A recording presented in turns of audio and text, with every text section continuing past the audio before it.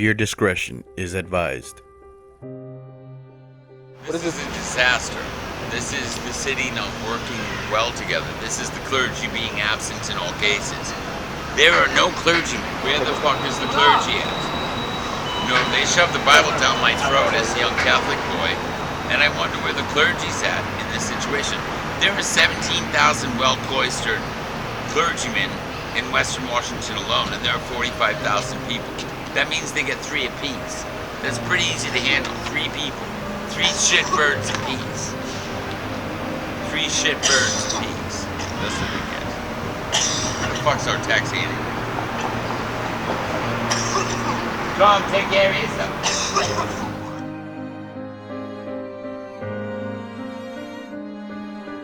Seattle. What's wrong with Seattle is that Seattle used to be a place that was called the City of Hospitality. The Emerald City of Hospitality. That's like the Yellow Brick Road. Seattle has a crisis of spirit. The spirit of Seattle is sick. It's like an organism that runs through us all. If in fact we don't and we can't heal ourselves as a society and as a communal group, we will never succeed. Seattle is sick right now because of Jeff Bezos. What about everybody else? We're not all Amazon Prime, and we are not on prime time on Amazon. You know, we got the right to be able to choose our own fucking economics, and I'm sick and tired of the clergy being absent in all cases. There were no homeless people when I moved here. There was 0 homeless people. I had never met a homeless person. I saw some people needing money sometimes, but they really weren't homeless, and so everybody had a place. So I ended up having to come back to my city, and then I run into veterans. I'm a veteran.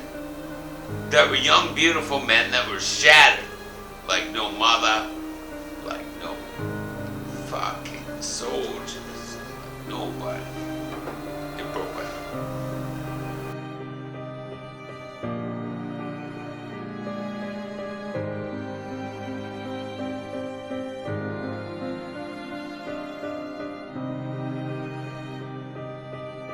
Daniel was quite colorful. He had measures of reservation that he was holding on to, and I felt it.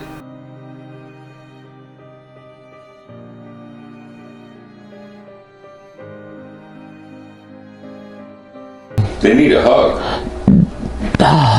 Wait. They need to be given. See, it's false intentions. Oh, that was perfect. False intentions. Beautiful. Oh, that's perfect. False intentions. Wow. That, because it's not what they think they know what they want that they don't want. It's like the people that what they're doing is they're giving them what they think they want, and that is destroying them. Right. It's killing them. And it's killing them. And crystal meth to balance it out. Crazy fucker. Because the more you could do, the more you could drink, you could do is if you could do crystal meth, a little bit of crystal meth, you know, you could drink more. Drink more. Then fearless. That sounds like fun. Yeah, and it was a revolving door, boom, boom, boom, boom, over and over again. Never ended. I thought it would never end. Not until I got off drugs and alcohol. I never felt anything. I never knew. There never was anything. I just feel numb to everything. World. And the world was just no. I made sure I numbed myself. They go in, they get clean and sober, they come out, they're straight back to where they were. The hospitals don't give a fuck. No. Especially Harborview. No. You go there and drug addict, they don't care about you. They don't give a rat's ass as long as they get that money. God, buddy. Yeah, They that's suck. Lucas. That's why I hate that place. They go in little match boxes, little fish box, toolboxes with lined up yellow envelopes with money, cash in them. and they call them down over the speakerphone. They have speakerphone in the rower house, and they call them over the speakerphone. Come on down to the desk, and they go to the little corner of the lobby, and they sit them down on a chair, and they give them the cash in their hands. And they go straight drug dealer to the drug dealer. This is what they think. They know. They think they want. I even know her. This is what they want. Half the people out here are drug addicts, got AIDS, some kind of mental problem. They don't get rat's ass. They call this what do you call it? What do they call this area? Like a ghetto. This is the ghetto. There's something else they call it though. Oh, the slums. The slums, yeah, the Bowery. They don't care. They don't care. Why? Because they don't care about their lives. They don't care. They're just living off the system or whatever the heck they're doing. They want help. They don't know how to get it because they won't help them. By the time they do get help, they end up dying before then. Right before they get the help, they die. Yeah. I've seen so many people that happens to. And it's drugs and money, and it's not what they want. They want to be loved. They want to feel like they're involved with something, or that they are worthy of something. Much, yeah, but nobody's trying to do anything. Well, I guess I don't know. I watch the news. They say they're helping, but I haven't seen it. All they're doing is kicking people out of their spots, cleaning it up, and then 12 hours later, they're right back there again. It's like a union gospel mission. Every week they're kicking them people out, cleaning up their shit, and then an hour later, they're right back there, not helping them. They're closing down the shelters, but they say they want to help. Where? What are they gonna do? What they should do is open up that hole right there, let them all stay right. You know what I mean? Yes. Put toilets, garbage Put cans, toilets and garbage so around. they're not shitting in the doorways, pissing in the doorways, having sex in the doorways. It's disgusting. Reward them when they've completed something. You know, some of it says work. They work, and he that does not work shall not eat. I believe that fully. You know, if you don't work, you don't get to eat. You know, I learned that because when I was homeless. That's how I found Jesus. Much, yeah, but nobody's trying to do anything. Well, I guess I don't know. I watch the news. They say they're helping, but I haven't seen it. All they're doing is kicking people out of their spots, cleaning it up, and then 12 hours later, they're right back there again. It's like a union gospel mission. Every week they're kicking them people out, cleaning up their shit, and then an hour later, they're right back there, not helping them. They're closing down the shelters, but they say they want to help. Where? What are they gonna do? What they should do is open up that hole right there, let them all stay right. You know what I mean? Yes. Put toilets. Garbage Put cans, toilets and garbage so around. they're not shitting in the doorways, pissing in the doorways, having sex in the doorways. It's disgusting. The slums. It's getting worse too. It's getting worse. The churches for the homeless, they won't feed you unless you listen to the sermon first. Yeah, that's horrible. And so that's how I found Jesus, because a demon was in the church. A demon, that's how I knew what I wanted. And that was bizarre.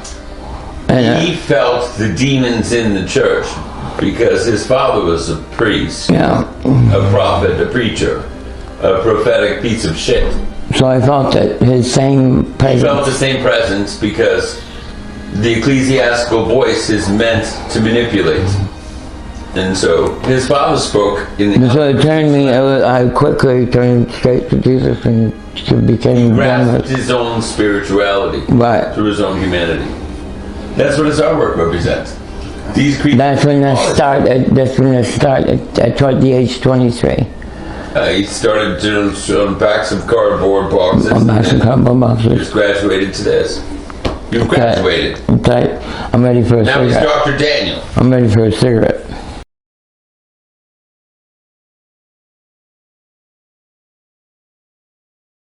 The three components for human beings to fall in love is dopamine, serotonin, and oxytocin. And so when people start taking things like the OxyContins, it goes to the reptilian brain and it removes the element of humanity that's necessary in order for them to be real, to be in a relationship. You know, it's nice to be able to wake up in a nice warm room, a comfy bed. And so whatever drug they're using, is depleting them of their dopamine and serotonin. You know, all of this synthetic meth stuff, any sort of coke use, just burns right through all the dopamine and serotonin in your brain. On the street, they become into a very repetitive lifestyle of getting used to sleeping, you know, on the cold, hard ground and in doorways and under bridges, side bushes, whatnot. You know. And without those three chemicals, you can't fall in love. So they're all miserable. Nobody's in love. Nobody can be in love. And so that, you know, when you take that out of the human condition, then, you know, you're more isolated than you are even by social media. Because eventually they're going to lose themselves inside of themselves. And they're going to find a way to not want to wake up. And that's what they're going to do. They're not going to wake up. They're going to allow their bodies to deteriorate. And that's just how it is when you do it long enough, and you feel that strongly about staying out there. They're gonna. Some of them won't wake up because they don't have the capacity to interact at a genuine level. They're completely lost in space. They don't have any chemicals, real ones of their own, to work normally with in a respectful way. And they're all unhappy. Every single one of these homeless entrepreneurs that we've worked with that ends up lapsing out or going off on some sort of a binge or something. Waking up with them right now, it's probably it's actually more of a big deal than it may seem to be, because they become used to their daily schedule, so to speak, of waking up wherever they do and going about their life. Basically, the way that they wake up is the way that they start out their day. So they're going to have that mindset going into the entire day with that, keeping that in mind, They're the most miserable. They are so miserable. Everyone's miserable. Everybody think everybody doing something with somebody else. And they're all hustling each other all day long. And it's just pathetic. It's pathetic to see because they degenerate into such a poor state. As the years have gone by, and being in a city like this, and when you see it all around you, it gets to the point where eventually you want to do something about it. And the only way that we can do it is if we tackle some of the real reasons why they're abusing. I found out that 80% of the homeless people are suffering from some sort of a bereavement issue that's unresolved. When you have, people and things around you that can help you do that, you become motivated, and you want to be able to help these people attain that pleasure of possibly one day being able to go to sleep that isn't somewhere that's under a bridge or in between a doorway or on the ground somewhere, because that's not how people should be sleeping. People should be happy to be able to go to sleep in comfort and in peace and serenity, and that's not how it is out there. Now, there's one kid, James. Both of his families ended up dying. Both of his parents died in a fiery car crash when he was 17, and he was riding around in his mom's car, and the bank reported it stolen. He got arrested and thrown in jail for 2 years, and his parents were just burned up. No, some of them have gotten to the point now, and when I say some, I mean a lot of them, actually.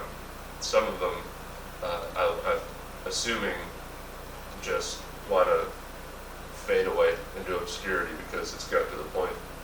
And so he's got no family or nowhere to go, and then the medical groups and places that he's associated with ignore him all the time. And he's lost. He's lost in space. He's got abscesses all over him. He's got open wounds. He's barely 24 years old. I'm going to wake up on this street corner, and so based on my surroundings, this is home, and this is where I'm going to have to wake up and do my business for the day. So I'm sure they're feeling, isolated a bit. They're feeling maybe unwanted.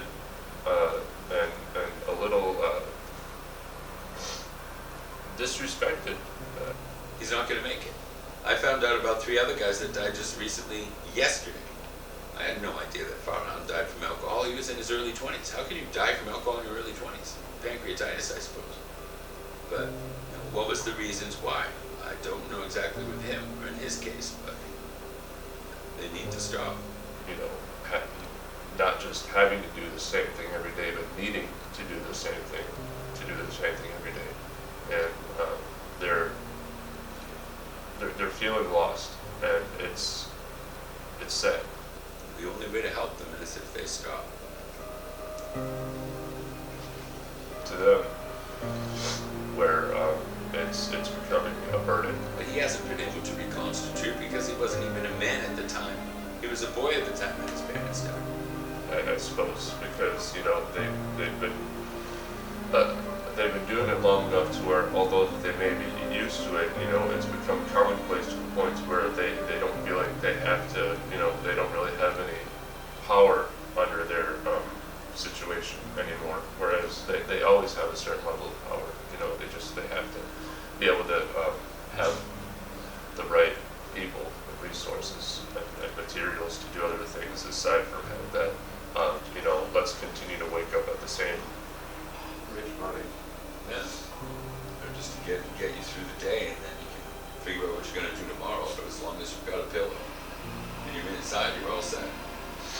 And a lot of these guys will network with each other anyway. There are a lot of people that are housed homeless or housed recently from being homeless. And those people are very easy to give a little bit of money to and then crash over at their place if you want to. A lot of that happens as well, but they won't let you in. Nobody's going to let you stay unless you've got a 20 or something to give them, to use their couch. The homeless people are a little bit stingy with outsiders.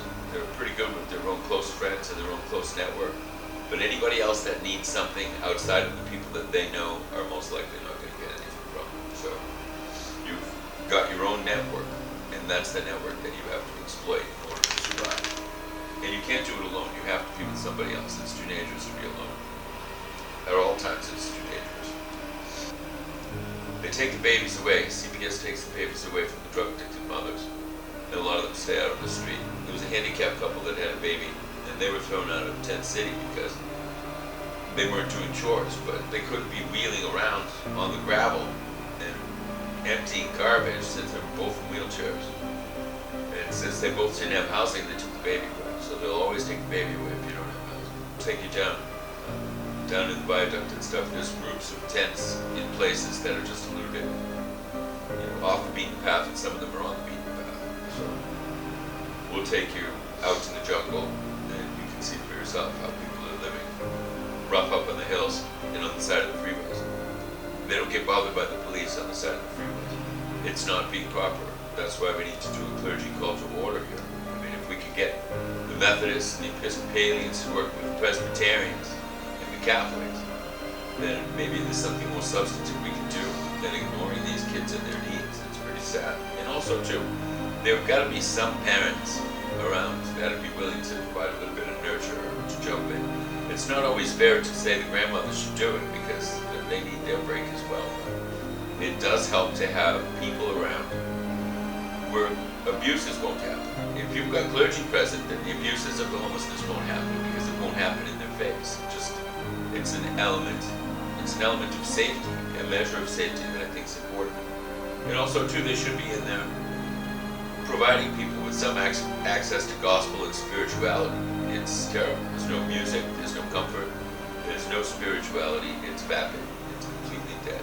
And on the next City Homeless, Isn't it key to let everybody use a mouth? So when he's drawing, he draws white paper.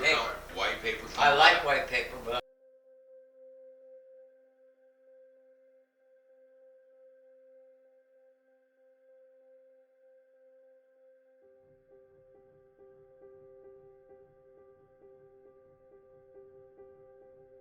And this was your father? this was John Joseph Larinaga. I don't even call him my father anymore because I've never got to know him. He never got to know me. Was there any kind of love for my father? No. Was there any kind of affection? No. So there was no father. My father was Randall Keith Larinaga. I love it. How the Bible was used to coerce and to influence us in the way he did use it.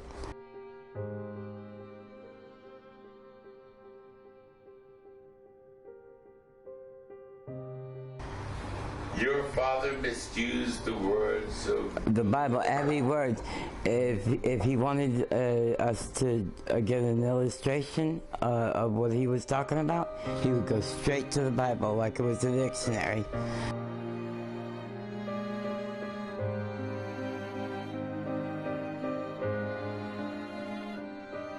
Just like it was a dictionary. Exactly like a dictionary. He would keep his fingers in the chapters for hours and hours so that he could go back and he could tell you exactly what he was talking about.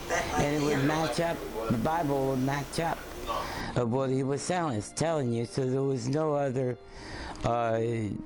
you weren't given any other idea of any other way of looking at it.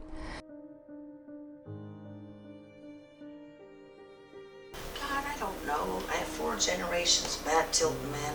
I wanted my son to be the good one. My mom is like Mommy Dearest, so as soon as she dies, I'm putting out a book. She's got 10 million and nobody likes her. Now she's at Norway Park. They don't like her either. She has no friends.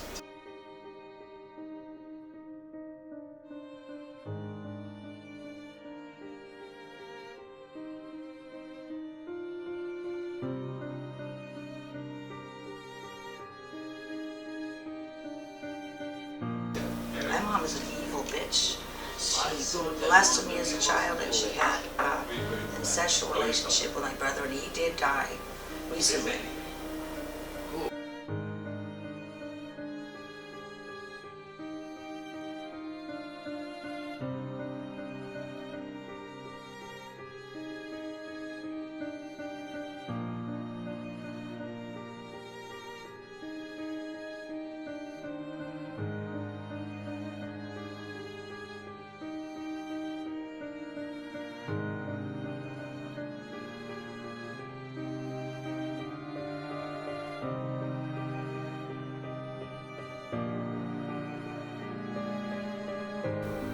It's sad for them and it's sad for the workers too, and the workers are critiqued as well. And then a lot of them are just not very sensitive people. And after a while, they become a little poisoned by the system itself, and then they end up treating the homeless people worse than they're treated by the society in general. And these people are paid professionals, so you can't have bottom feeders help you bottom feed. It causes all kinds of problems. She didn't give me even a memorial service, my God. He tried so hard to get better. I'm hoping he's go to heaven. My mom has screwed him over. Staff steals from the employees. There's all kinds of real radical stuff going on. And a lot of them are drug addicted themselves or drug using, so they're actively drug using with some of the clients in the park when they're off shift. And then they go back to work as counselors, chemical dependency counselors, and workers at these facilities that aren't really up to par because they're using. And you can't be a chemical dependency counselor and then be sitting smoking crack and fucking, I don't even know what that is. It doesn't make any sense to me at all. I'm saying she's alive with $10 million or more. Nobody likes her in Norway Park. That's by Mount Vernon. Let her stay that way. She was trying to screw me over with my friend. He knows how she is.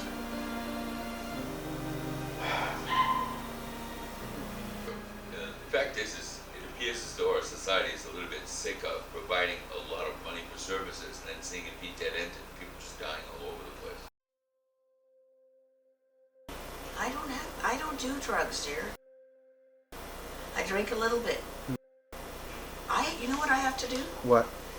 I am so ill that right now I have to do the oil weed, but I'm prescribed that through my medical marijuana. And then I'm on the highest Lyrica, except for, I was supposed to be on the high dose and the safety shut down. Nobody would give me that. So that's what and then one doctor got me only on a few meds, the medical marijuana. I used to be on like 35 meds, but he's gone somewhere else now. but he was the best doctor I ever had. And I met some white boys that were on crack too, which I didn't realize was, I suppose anybody could be on it, but it just didn't seem to be a problem that the white boys were getting into. But a lot of the younger ones are just jumping over into that direction as well. They're getting pretty despondent, so they're getting high as kites as quickly as they can. We'd have some decent police officers, I'll tell you that. I knew they were always bad, King County Jail, but by God, I didn't know. It's almost like prison in there. These cops are trying to kill me, believe it or not. It's a crisis of our spirit. It's a crisis of their spirituality. It's a crisis in our society. Nobody seems to want to put their arms around it because it's too dirty, or it's not the demographics that people are interested in helping. People like to help like-minded people. They don't like to give out charity to people that are beneath them because it's like getting involved. So there's sort of a quagmire. People will say they want to help, but they won't look at a homeless person when they walk by them. Therefore, they're insulting them. If you don't look at them, then you're insulting them. They're making them feel worse and more dejected and more separated from society. As I was at Safeway, they won't even pick anybody up.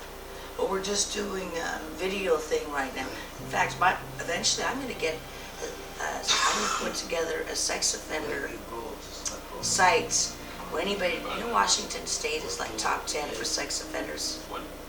Anywhere, somewhere like that. But anyway, I want to get, that's why I did the whole ballot for the police department. That's why they want to kill me. Because they're like, oh, we can do our job fine. Why you people want us? Anybody needs training. These cops are horrible. They stole my car and everything I owned for no reason. But anyway, it doesn't matter. My brother Randall, he was caring. He was, his job was, Randall means the protector, the wolf, and it's exactly what he was.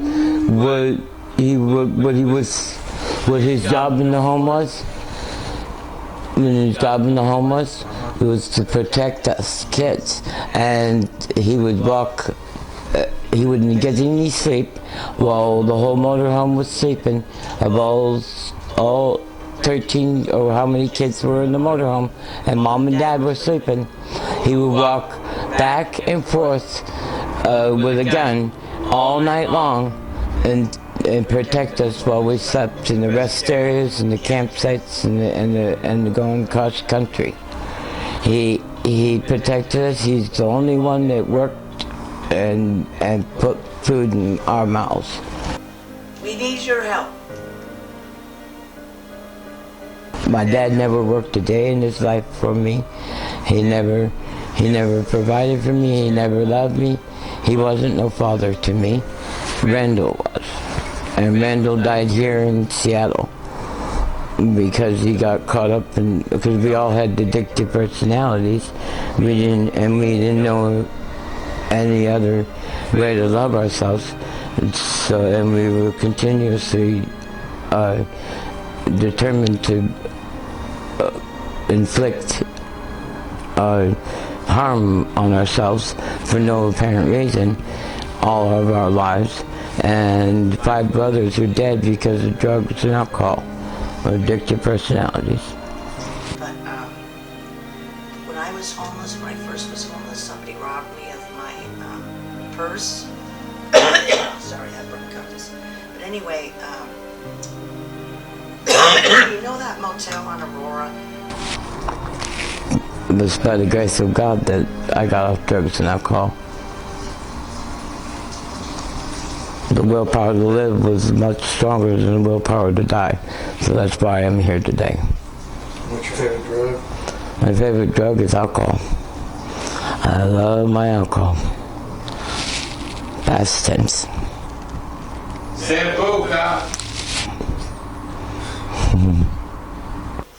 So one guy said, let's get you in there. Okay, that guy hates me, by the way. Anyway, I get in there, and guess what? I got pimps, I got drug dealers, I got everything harassing me. Good God. I am lucky to be alive. Do you know that they said we're gonna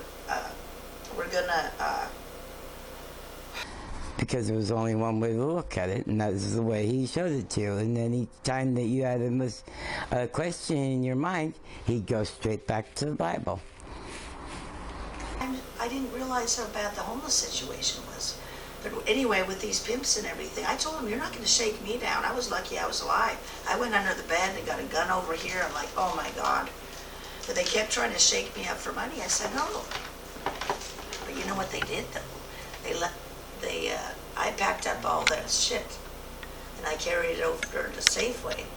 And that fucker with a machete, tried to kill me. And when he would want us to give an example, he just would use this scripture, any scripture. Like he would say, "Beat a child with a rod, and he shall not die, but save his soul from hell." And he would beat you with a cat o' nine tails until blood came out your mouth. But I have had a lot of tragedy right now. My brother, I found out, died. I got my cousin that died. I got my, who else died? Cute. So he had it all set down and set up to the way so that you had no other example. I didn't even talk to him for 3 weeks. He told me, you have PTSD. I said, I was so angry that I had PTSD. Anyway, whatever. So I do have that, but it's so good now. I used to look at every black guy and thinking he's after me. With that salt. Oh, the salt he did to me was at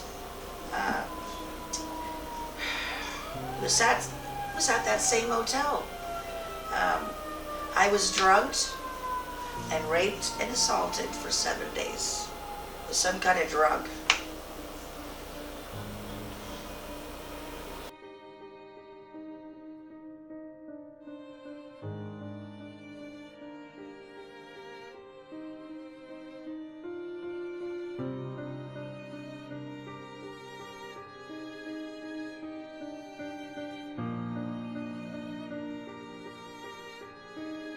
Alcoholics, and at the age of 6, my dad left my mom. So it was me and my mom for a long time. We had become like this, we were best friends typically.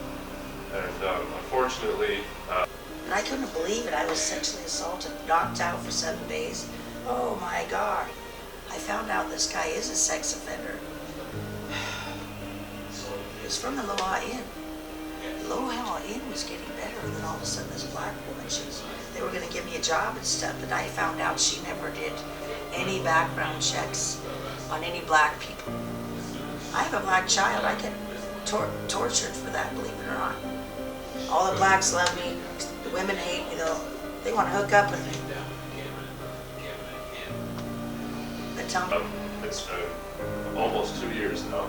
March 2017. My mother passed away, and I was basically left alone. I didn't really have anyone else to go to aside from my dad, which I inevitably ended up doing for a short time after my mom's passing. So his dad just tried to kill him. That's how bad he is. He was in a major depression. He's about to get out. I went and stayed with my dad through the summer and fall of 2017, and things continued as they had always in the past when it comes to me and my dad, and that's not very well. We didn't see eye to eye, and of course his problem with alcohol was a big factor in us not seeing eye to eye on certain things. I had a little bit of money saved up of my own that I had worked for a couple of years prior to me leaving Buffalo. January 2018, which is a year ago. So I'd say about a year. I left Buffalo about a year ago. I came to Seattle, Washington, with a little bit of money in my pocket, but of course that was short-lived. I thought I really couldn't be escaped from. I was really only just running away because I didn't want to deal with you know, the pain of staying in my home city and being around people that I no longer wanted to be around. You know, as small as that group may have been, it was enough to send me away. No, but like I said, the PTSD from this idiots. 3 times I went to him and I cried, and I was so angry. I held it all in, right, when I was on the street. So he told me, I know you have the severest PTSD ever. I said, I'm mad about that. But anyway, I'm over it, except for this Simon idiot. If he harasses me again, hey Cash, I'm gonna get a taser. You know, so I figured coming to a city like Seattle would be not only fun, but beneficial to, if I can use the word beneficial, to you know, to help heal my my broken self, my mind, my body, my soul. So. Living in San Diego. And I was living in a complex where the front door, you know, the main door to a complex, and the one neighbor of mine not having a door because of her boyfriend breaking it down. Somebody broke it down so many times. When Daniel's father went to jail for 188 years for child abuse, Daniel was taken by Promised Land Dairies to milk 300 cows a day. And because his father was a molester, they wouldn't put him in with the boys in the room, so he had to sleep with the fucking cows. So, you know, there's very little justice in having children not being brought up by a community. You know, he was isolated and conquered as a child, and so then now he's trying to express himself through art, and I think he does it quite well. Something like that, right, Daniel? Yeah. So anyway, this woman, my neighbor, she came, for the 3rd time, she told me that they were coming in, Mexicans were coming off Broadway. It was named the main thoroughfare that the building was on, apartment complex was on. It's called Broadway, and all these Mexicans coming over the border in San Diego, you know, and things weren't going to go my way, so to speak. It was very quick that I was sent into the abyss, so to speak. I quickly found myself living the lifestyle that this project of ours is hoping to fix. You know, being out there, doing the things that, you know, homeless individuals do, not just because of the irony of the situation, but because it's become their lifestyle. You know, it's become how they're used to living, and that was something that I myself had to get used to for a whole year. You know, it's definitely nothing to take for granted.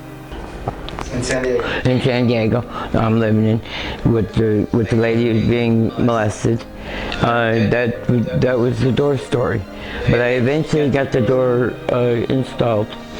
But then I'm homeless later on in the same month or the same year, and I'm cold, and I go to Goodwill, and I'm 49 cents short. So they sent the squad team after me on crutches. Did you hear me? Yes. I said the squad team, Is the squad team because you stole 49 cents worth of what? I took the blanket and I was 49 cents short at Goodwill. First they sent the rent-a-cop after me, and he couldn't catch me on the crutches. So it's a hilarious story, but it's not. It's a good story in the end. Late in the end. The real cops on it. Till they called the real cops out. I mean, the squad team came after me, and they got him. The SWAT team. And I got him, so they got me, and they hog-tied me. They threw me in the back of the police car, and this leg wouldn't bend. You hear me? I was gonna have to go through $7,000 physical therapy to get it to bed. And you're 25. How old are you? So you said 25. I was 25, and I'm 48 now. Yeah. 48. But you So, can be alive, man. yeah, so the cops finally get me and they throw me in the back of squad, hogtied on my belly, and my leg won't, the squad door won't close. To move the car, the squad car, so they just take my leg and they close the door. So now it bends.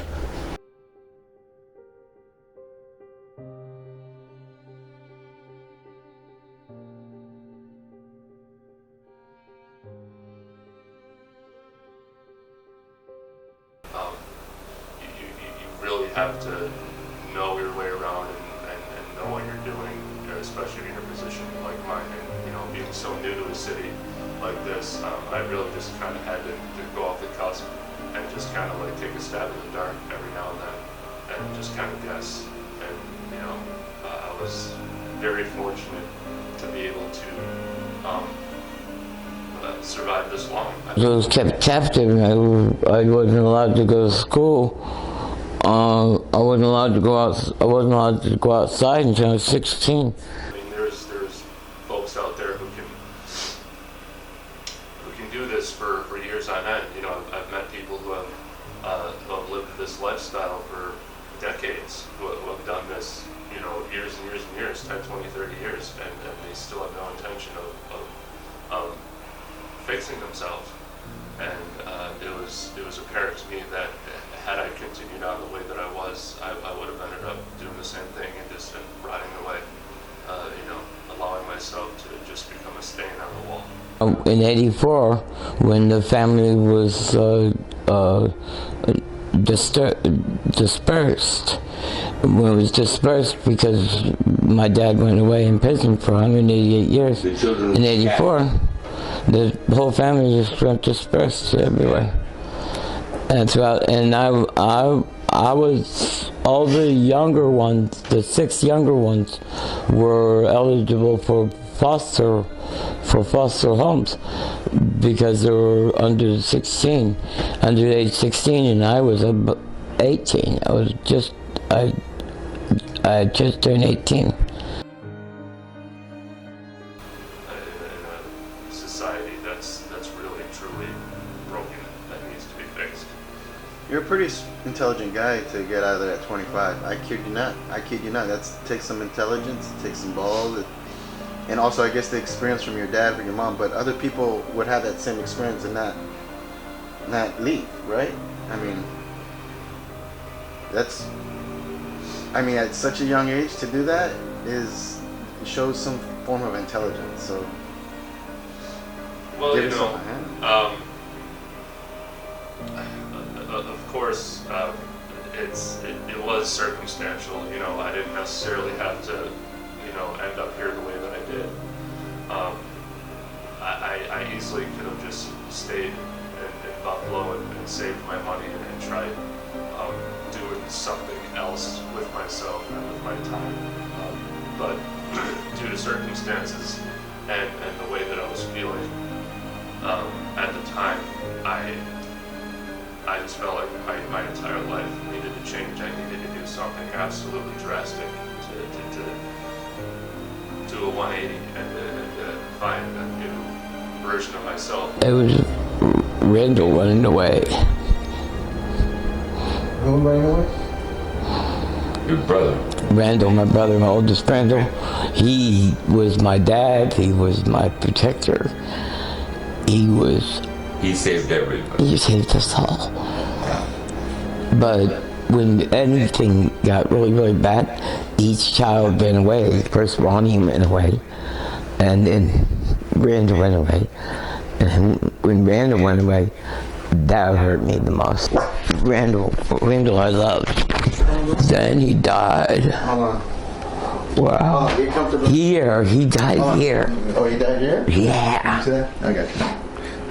Yeah, he died here. And come to find out that meant me having to basically get as far away as I could from my home somewhere where through trial and tribulation I may have had the chance to find a new way to live. And of course that meant me having to come out and willingly throw myself into the homeless situation. Force that is labor ready. And so we can have jobs in the different economic centers. I mean, if we take the major metro areas alone, that's 325 major metro areas, that's 400 major population areas, and 2,400 distribution centers using FedEx Office. So we'll actually be the only national paper that's available for everybody to pick up through FedEx. So they just go to the FedEx office, pick up their papers. After they watch a 4-minute video of the terms and standards of engagement and what it requires to be a vendor, they get 5 or 10 free papers. I haven't decided yet. And then they can sell those papers and come back and buy more papers. We're trying to get it under $1 of publication now, because the $2 papers that are sold here in Seattle under real change are purchased by those guys and girl vendors that are homeless for 65 cents a piece. So I'm trying to keep it under $1 so that they can get 5 out of us. And, hopefully get enough in a day to be able to get inside. But that's why I want to work out a deal with Shell, because everybody who has a car has a home or a place. So it would be a perfect place for people to be undercover who are homeless that would have authorization to be able to sell at those locations. So if I can just work that out with them, then it will be a veterans initiative. It will help the veterans. And this will be a homeless and poverty initiative. If somebody needs money, like somebody needs diapers for their kid or something like that, they could go out and sell a few papers too, if they needed to, just for a little bit of extra cash for some emergency bridge money. Sometimes you just need bridge money so you don't end up under a bridge. And I'm not necessarily proud that it had that I had to end up resorting to doing it that way, but I'm extremely thankful that I did, because now I can say that I have the knowledge and the experience of someone who's been out there, and I believe that will be a key factor in being able to help others that were or are in my situation, because I can bring some form of some comfort and understanding that I can bring to these people and let them know that there's always hope.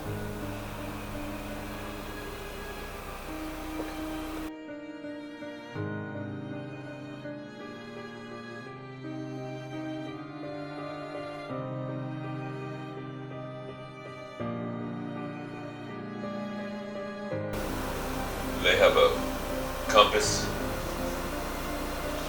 that's supposed to be a workforce resource center, but the printers are never connected. They don't have any socks when they're supposed to. They don't have anything that they're supposed to. And they have a lot of buildings, a lot of permanent housing buildings that are just a mess. Resident drug dealers. It's unfortunate. What about some of the Fortune 500 companies? But we've got, everybody's here. Here's Amazon, Boeing, Weyerhaeuser, Microsoft, Google's here. Everybody's here, so there's a way to solve this.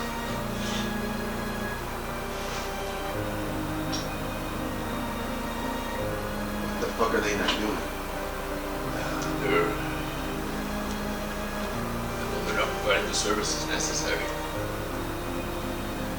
We've got more interviews.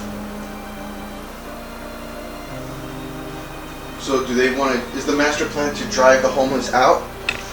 Or Some of that is to make them uncomfortable so that they don't stick around the agencies. Or if they don't fit the profile, then they'll be targeted by the staff themselves. Like if you're going with a service animal, it's most likely that they'll figure out a way to get you out of their services because they don't want you around with a service animal. And they don't want to take care of your luggage, so everyone has to cart their stuff around with them all day long. They used to have lockers, they don't have lockers for them. alright, that's good.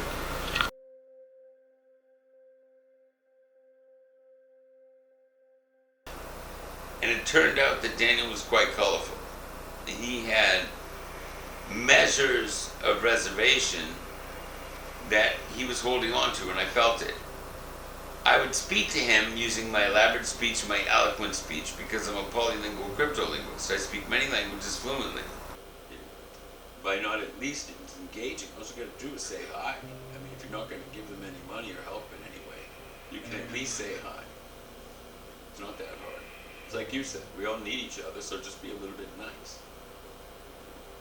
And the clergy's absent in all cases, so there has to be a clergy call out on this. They're out of their minds. You know, there's 17,000 of them in Washington, there's 45,000 homeless people. That's 3 apiece. That isn't a big deal. You can take care of 3 people if you're a clergy person, right? Churches are quite large. Just take 3 apiece. You know. End it with that. They're waking up with coffee, cream, and sugar. None of the shelters. Send them off for their day with coffee. So there are a lot of things that we can do. You know, a suspended coffee program with Starbucks could help. There's plenty of coffee in the city. These agencies don't do anything to give people what they need in nourishment or hydration or medical attention to be able to manage themselves. So it's a dead end to the services all over the place. Nowhere to get help, nowhere to wake up, nowhere to really clean yourself well. And then having to constantly watch all of your stuff so it doesn't get stolen is also quite difficult.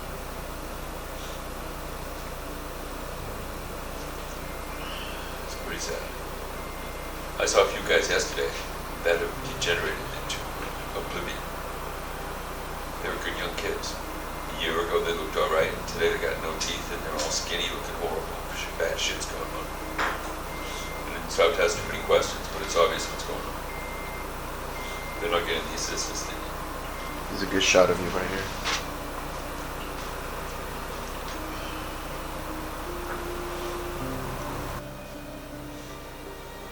This $5 homeless newspaper is going to make a difference because all of the $1 and $2 papers are subsistence papers.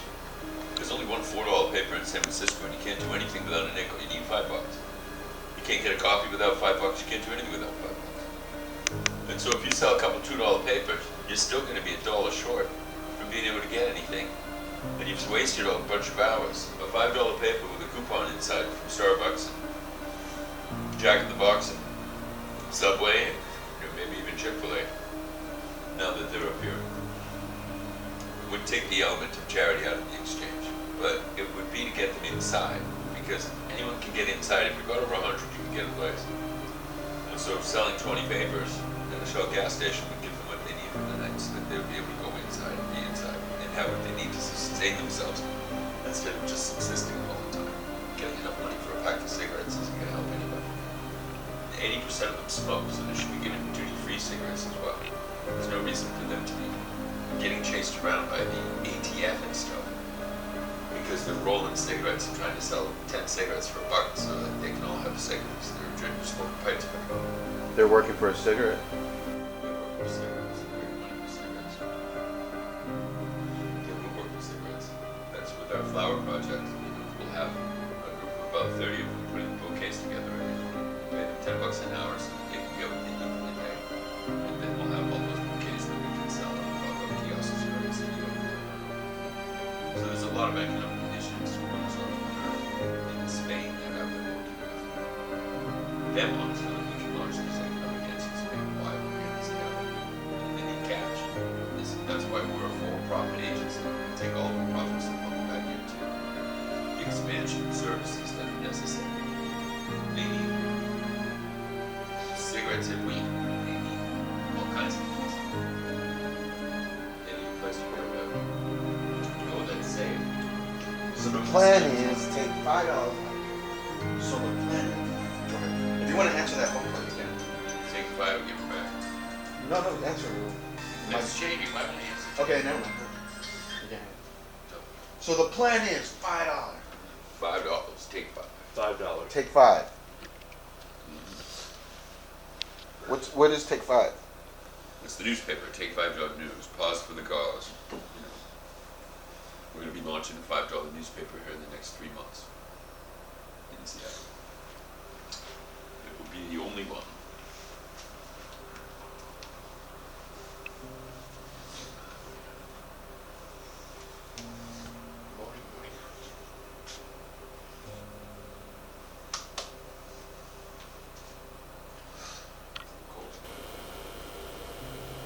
that's not who I am. I wasn't raised that way. I was raised to respect people, to understand their feelings, and that they're a human being, and that they have emotions, you know, like we all do. You know, I'm not out there to get anybody. I've never had an intention to do that.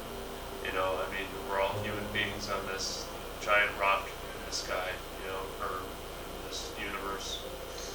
You know, I'm out here like everyone else, just, you know, living one day at a time, just living my own life, you know, and, you know, obviously there's people out there who have different views.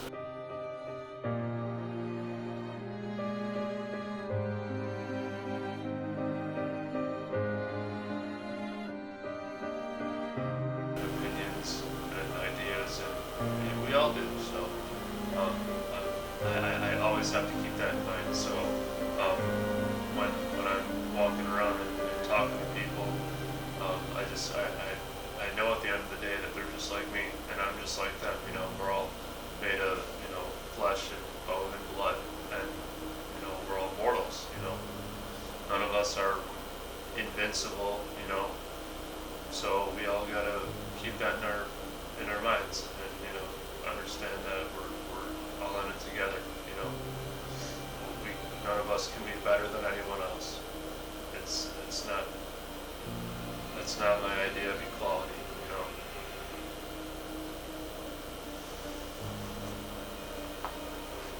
You know. Ooh, that was good. It's not my idea of equality. It's not my idea of equality. Yep, that was a great answer. But stick right there where you're at. I'm gonna do it. You have something on your chest. Okay, let's just say right now you have something on your chest. Okay, pretend we're in an AA meeting right now, and you're just gonna say, "Hi, my name's Eric," and whatever exactly what your drug is, and then we're just gonna go from there. I'm not gonna put that in the clip. I just want to know what you're about to say. Okay, so let's pretend we're in an AA meeting. Thank you, Alex. Next, anybody else want to say something? My name's Eric, and I'm an alcoholic. Hey, Eric. So, of course, alcohol has always been my kryptonite, so to speak. Of course, I smoke weed every once in a while, you know, who doesn't? But for me, alcohol was something that slowly but surely ended up becoming a problem in my life, because my parents were alcoholics, and it was always prominent in the early goings of my life. It's hard for me to remember a time in my childhood where alcohol wasn't involved. So by the time I was in high school, I had already started recreationally drinking with, you know, people that I knew and whatnot. And it didn't really become a problem, so to speak, until I was well into my adulthood. When my mother passed away in March of 2017, I basically let it control my life. How old were you? At the time, I was 23 going on to 24, but now I'll be 25 in April this year. So, Mom passed away last year. Well, almost 2 years ago. This is March 2017, so this upcoming March will be 2 years. So after that happened, losing my best friend and everything was something I hadn't been expecting so soon or at that point, whatever. So alcohol was the one thing at the time that allowed me to find some kind of like solstice in everything that I was trying to cope with and the way that I was feeling. Eventually, I found my way to Seattle, and I was lucky enough to be able to afford doing so. Obviously, I could have made different decisions with the way that I spent my money, but I ended up becoming homeless, and that's just how it became. Here that we're in, and we it's a melting pot of all different lifestyles. But after a certain amount of time, it becomes too much. And there comes an overpopulation of people. You see them on the street, on the sidewalks and doorways. This is their home. Isolated areas such as this, Pioneer Square, Seattle, Washington.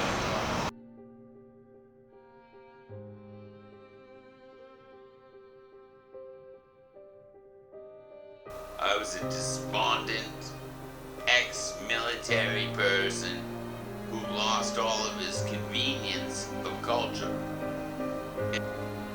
I should be crying every day, the horrors I've been through on the street. And that's why I can only socialize with people that are positive, that are good hearts right now. I already should be dead. My name is Jacob Tilton. I'm a severe victim.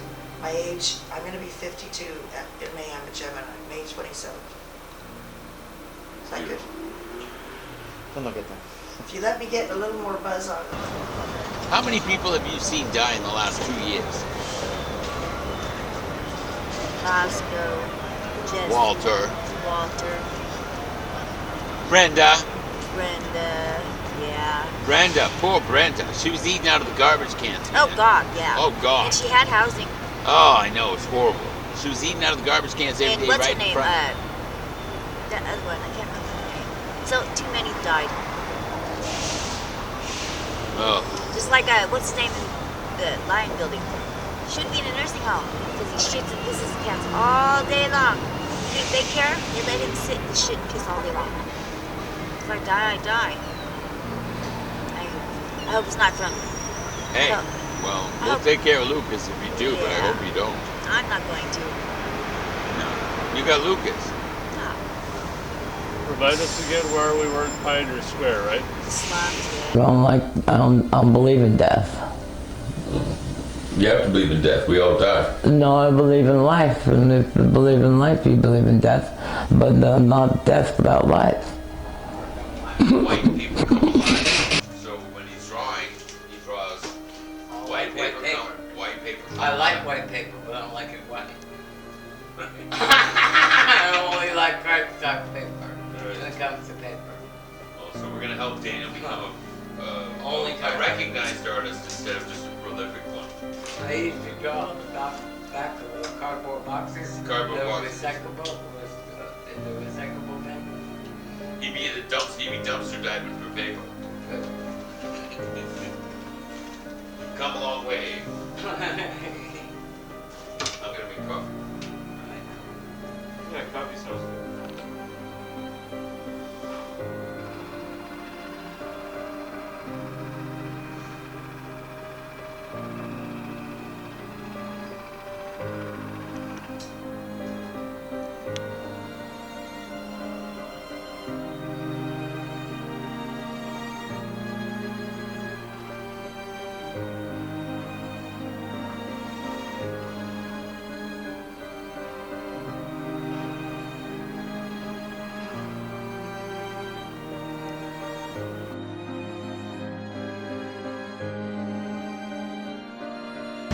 We're all set for tomorrow.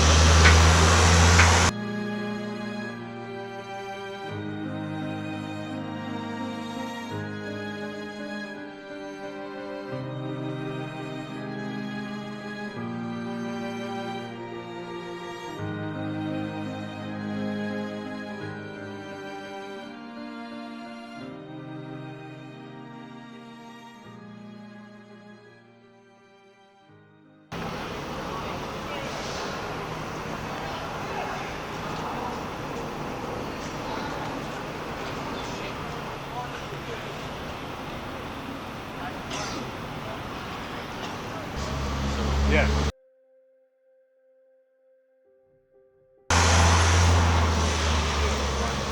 Hey, sir. Here? Properties should give everybody a chance to use the bathroom. And they have all these properties, and they all, Take a step back. Take 2 steps back. Yeah. they say now it's not okay for you to use my bathroom. But isn't it key to let everybody use the bathroom? Even if it ain't an adult fee, isn't it key to say it's okay to use my bathroom?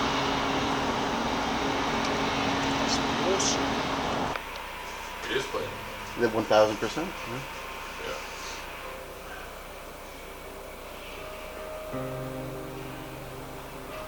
It's a pretty good view though, huh?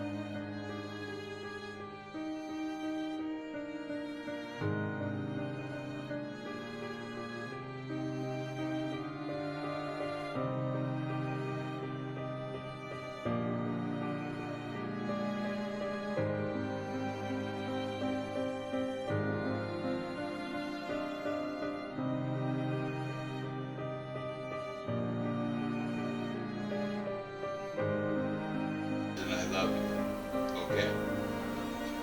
Well, you know that it's true you're my best friend. Don't you know that now? Yes. Not because of the Benjamins. Okay, no. Do you want some more? Cash money. It's only because of cash money. That's right.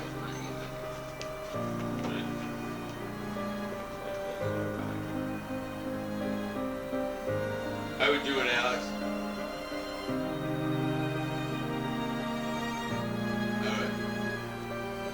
Now, what we're going to do during this conversation is give Daniel the $1,000, 100 Benjamins at a time. Because I don't want Eric's money in my wallet. Do you understand that? Daniel, I'm going to give you 10 more Benjamins. You understand that? That's $1,000. Well, you know why? Because it's the money that I got from Eric. I cannot have that bad juju in my pocket, so will you take it, please? Let's just go about things the normal way, because Daniel's been at a disadvantage for a long time, but I have never taken advantage of you ever, have I? Never. Never. Nope. Have the agencies taken advantage of you? Oh, why? So many. 21st, yeah. Alright, I never have. But I can't have bad spirits in my soul or in my life. You're doing fine. Alright. It's a good, So what? Tom, just sit right there. You're doing fine. I want to drag. Sit there. You want to drag? You want to hit? Yeah. Off the weed? He wanted weed hit and they go. That We cab, hit my nigga. that cab really pissed me off. You I waited 2 called him hours. 5 times. They will drive away when they see you with your service My in. dog. Your poor little dog. You know, will you please tell everybody how old your dog is? He's ancient. He's ancient. The white dog is ancient. Hey man, that's some good shit. Oh, Daniel's not everywhere. He I alright. need a napkin. He don't need nothing. Yeah, thank you.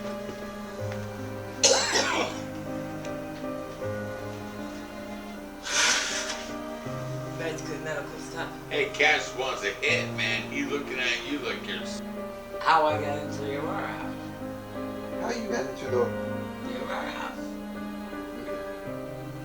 The Aurora. It's called the Aurora house. What's that house for? It's for it's a federal funded building that was built especially for DESC's homeless people, and individuals, and so anyway, I was bouncing from DESC shelter to the city hall to First Street shelter for 8 months, and in the 8 months I was working on getting housed, and they offered me the Lions building, they offered me the Morrison, and they offered me a bunch of other buildings, but I wouldn't settle for anything until the new one that was being built out on Aurora got finished being built. Do you like it? And yeah, it was a beautiful building. It was a brand new building that the federal government had been funded to be built. And so I waited until they opened, and they got me in, the 14th person to move in. I was the 14th person to move into this brand new building, and I lived there for 4 years. How do people? What was that question answer? How do they buy drugs? How do they buy drugs in these DESC buildings that are Oh, they run? had a format. They had a format. They had like these certain kind of hippie kind of people come in with little toolboxes, like little fish boxes with yellow manila envelopes, and each manila envelope was a certain amount of money.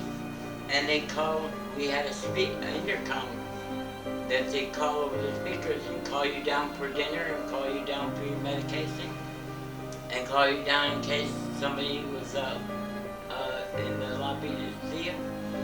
And they call down these people and they send them in the lobby and they give them cash, envelopes of cash. And it goes straight to the main drug dealer. Her name was Michelle. And she Obama, right? What was her last name? Michelle Obama, right? I don't know. I forget. First name.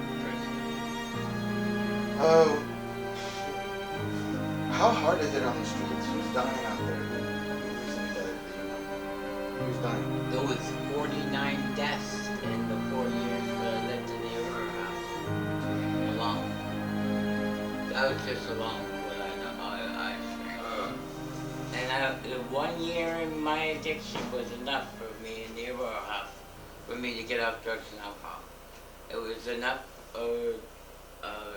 influence on me what not to be. What else happens in the Aurora house?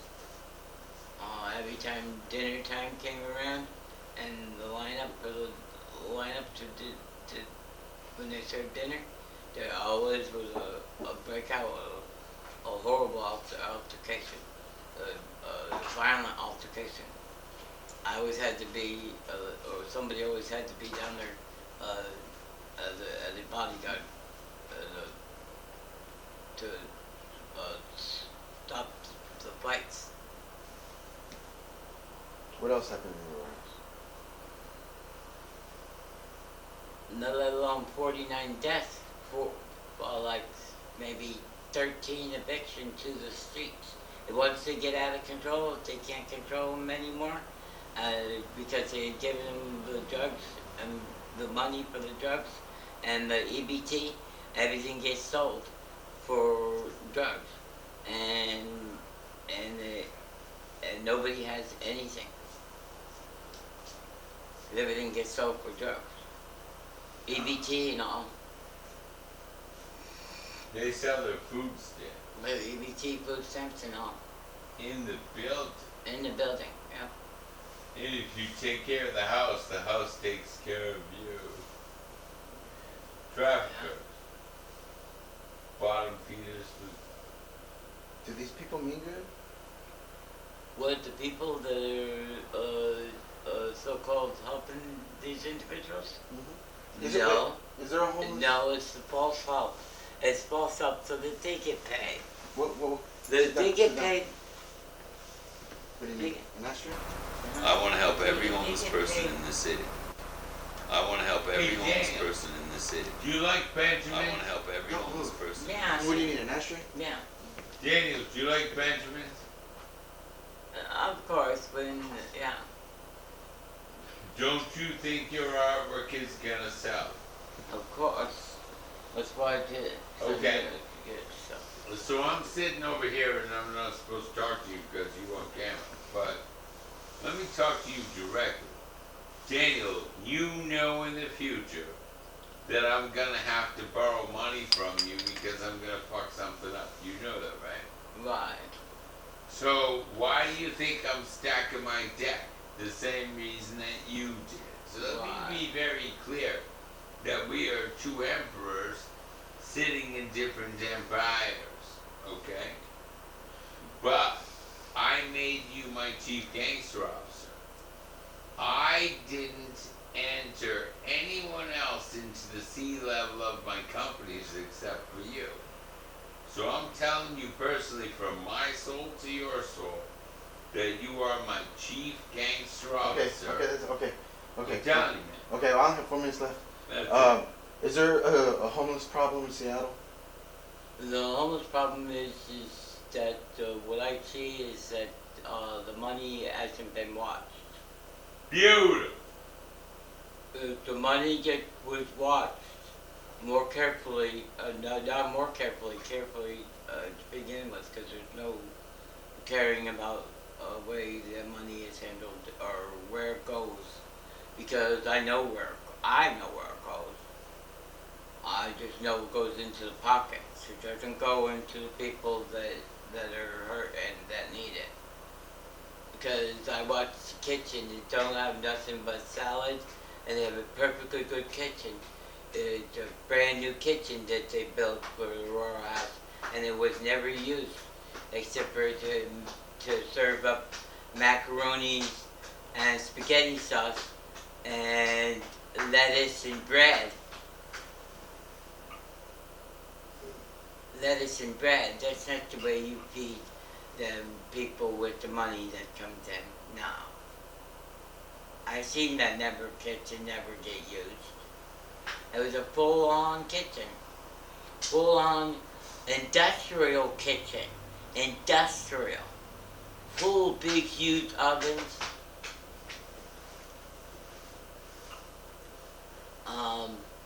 You name it. Everything brand spanking new. Straight from the main Yeah, source. a new kitchen with nothing in it. With no kitchen, with nothing in it. All they served was salad and macaronis and spaghetti sauce.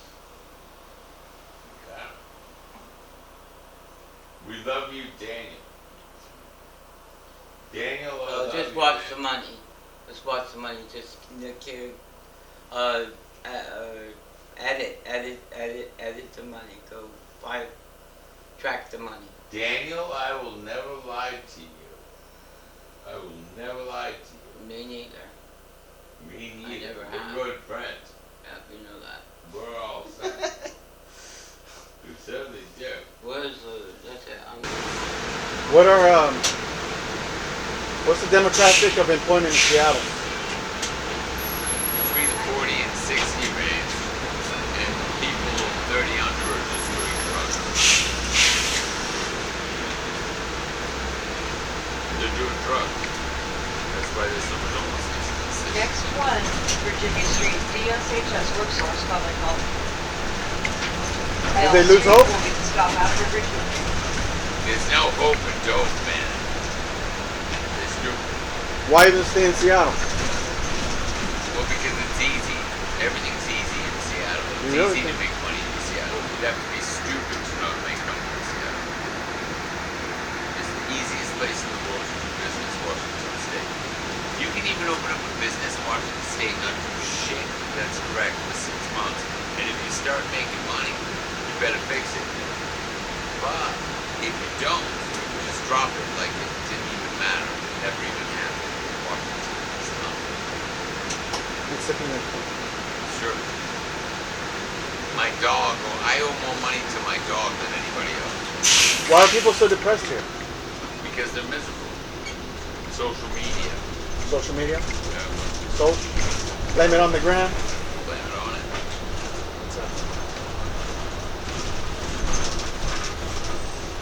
I got a dog. I'm alright. I'm just with cash money, man. Hi.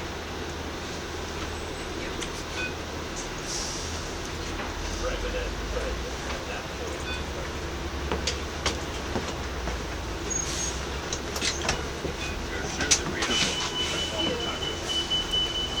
All right, Mom. Okay. Yeah, just let me know when you find out what time, which is a good.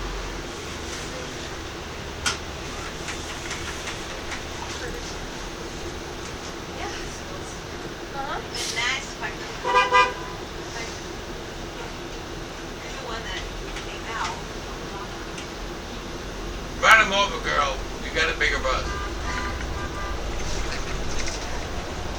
That's We another what? project, Tom. Hey, they're at the Boy Scouts. And the Catholic priest are at the Boy Scouts. We need to get the Merkins from Monday through Friday. So I didn't marry Jesus. Who'd you marry? Eric. Married Eric. Aww. He had mouthwash. He's tall. I like tall. I like that. Did you pull the cord we're getting off? Should we? I don't know, somebody better pull I'm it. scared to pull that cord. I got a dog in Get my AIDS lap. or something. I got a dog in my lap. I'm handicapped.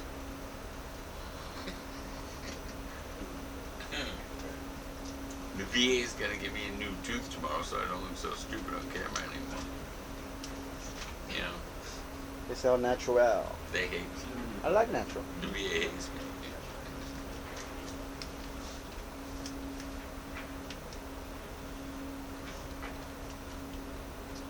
No, I only got in trouble like 40 Two times. buses behind us. Well, I can't see the one right behind, but I see a 5 behind. If anyone needs local 5 for Finney Ridge, Greenwood, Woodland Park, Zoo, Shoreline. I have it. Do you want to go to the zoo?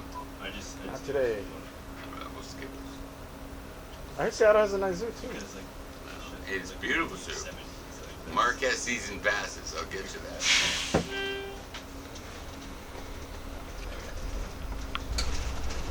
Did you say clergy on call? What'd you say? On-call clergy. On-call clergy. I gotta write it. On-call clergy. Don't forget that one.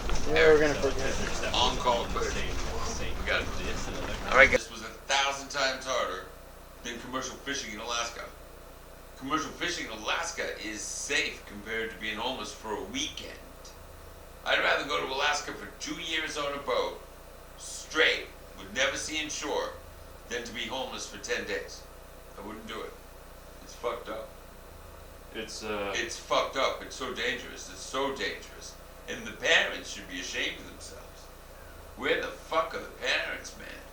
I want to smack the shit out of some of them. It's like, holy fuck, your child has Stockholm Syndrome? That means what? Your best friend sexualized your boy his entire life and then you threw him out for being a faggot? When he's what she ain't. Stockholm Syndrome is fucking filthy. God, this kid rage at it. It was nasty. I believe that. It was horrible. It's like, dear God. So who's responsible? The father's best friend? Or the mother that was stupid? Or the child that was abused and then became something that's unreal? Something that's unreal. It's like, what the fuck is that? All kinds of weird shit. When you're out there long enough, you start to get used to it It's horrible. pretty quick. No way. Yeah, you do. It's filthy. You That's so not, gross. you actually get used to it because nothing's done about it. Nothing's done anything so about gross. it. You just get used to it. It's like when you had poopy pants and you were sleeping in that electrical box. We just have to accept it. Ugh. It's like that's. How do you clean yourself if you shit yourself? How do you clean yourself if you shit yourself? I went through so many damn clothes. Fucking unreal. Brand new. I wiped my expensive ass with a clothes. scarf. I wiped my ass with a scarf and I had to leave the scarf behind, and I like that scarf. But I didn't want to have a poopy scarf. Fuck, man. Shitting by the railroad tracks like a hobo. This is not from the peanut gallery. This is not out of the peanut gallery. The peanut's gotten too wild. I'm just stoned and tired. Oh, man. Well, you should. 3, 2, 1. I mentioned a long time ago in my life, because I'm an expert sommelier in a lot of things. Green chartreuse is something that you only share with somebody that you intend to spend the rest of your life with. So I said that the next guy that I drink green chartreuse with would be the guy that I married.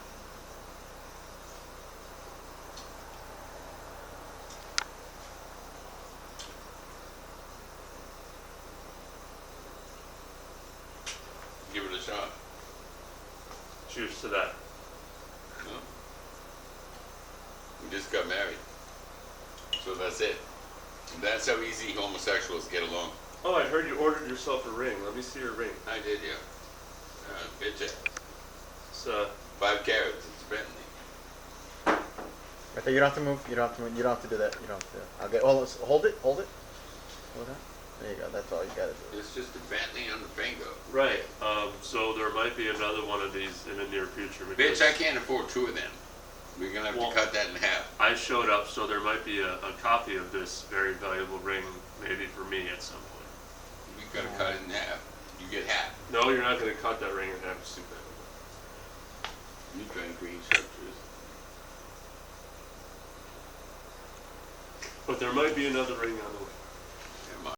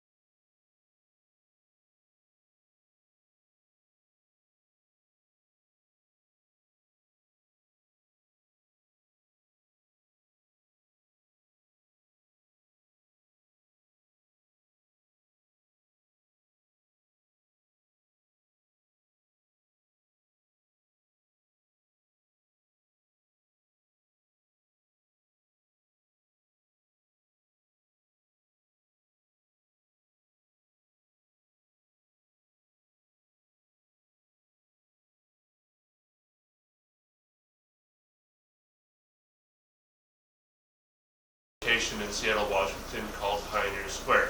Now, this has been dubbed Seattle's original neighborhood because this is the neighborhood that existed sometime around the fire, back in 1889. This was the city that was built on top of that, on all the wreckage.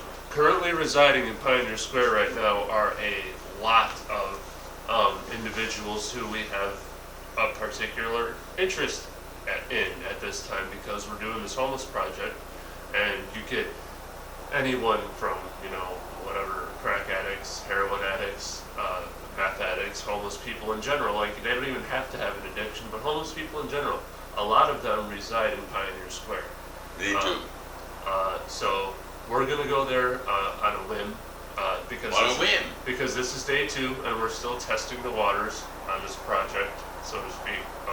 So we're just gonna travel around a little bit, see what we can find, and Pioneer Square might as well be a good place to start. Yes, sir.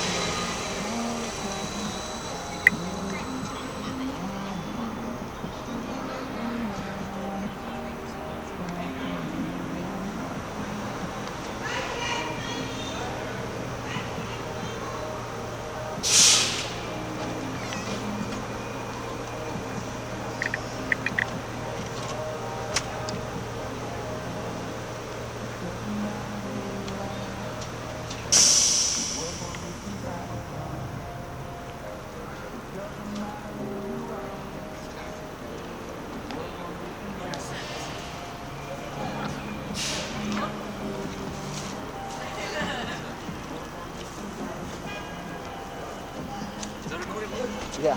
Is that already recording? Yeah. For real? Yeah. Why? What do you want to do? Oh, that's what's up.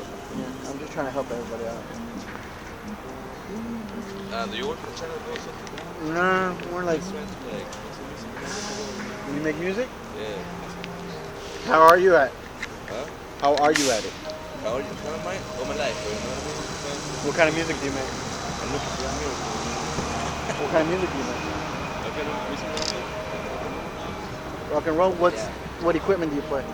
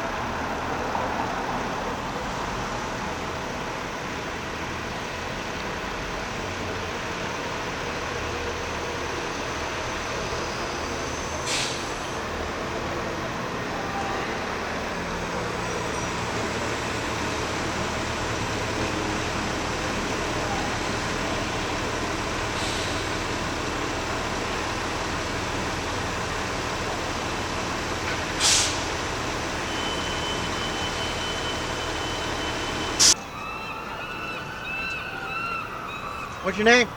Donna. How long you been homeless? 10 years. When did it start? Back in the 90s, early 90s. What happened? Shit I happened. guess. Shit happens. She was a cook. Once you go to prison, they don't want to help you. She was a cook. Right? What kind of good? She was a good cook.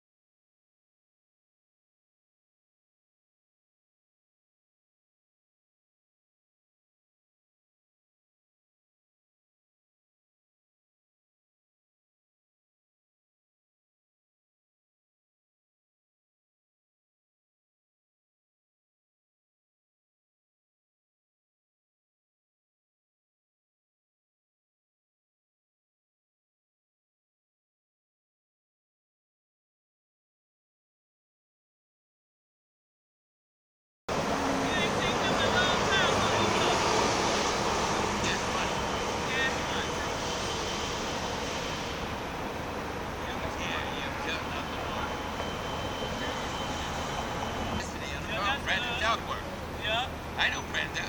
Girl, you know I know everybody. We was friends. Oh, okay. I was friends with Walter before we died. That's right, so was. But I never even gave him a hug, so I wasn't afraid of him. I'm with that young bitch over there, that little 24-year-old bending over. That's my bitch. Hi, Eric. I was just telling him that you're my bitch. Okay, peace. Guess what happened? Hey, get off that crap. Who's up? I mean, Lucas! Lucas! Lucas! That shit. How does she feel the dog? They ain't ready yet. They're doing their thing. See, look, get cash money. Get cash money. What does he say about her? Yeah.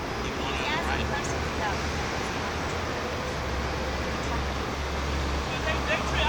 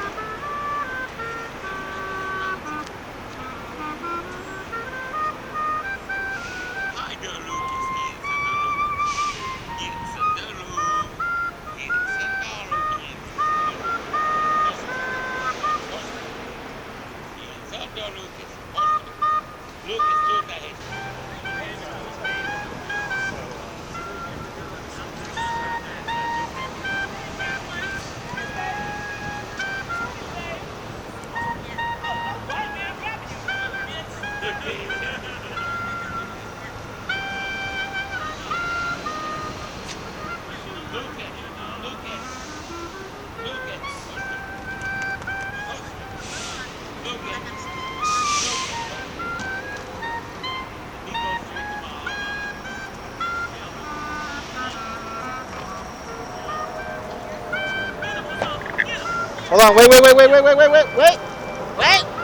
Do that again. Martin. Do that again. Do that again. Put that money back in there again.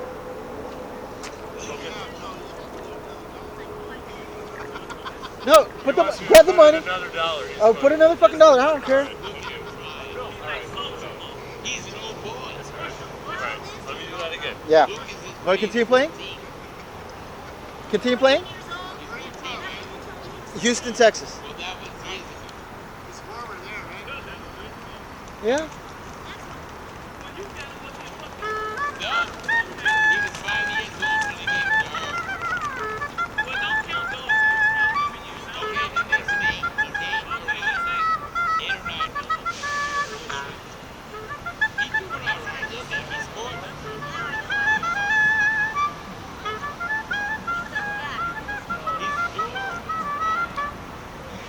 Hey, girls, we're doing okay.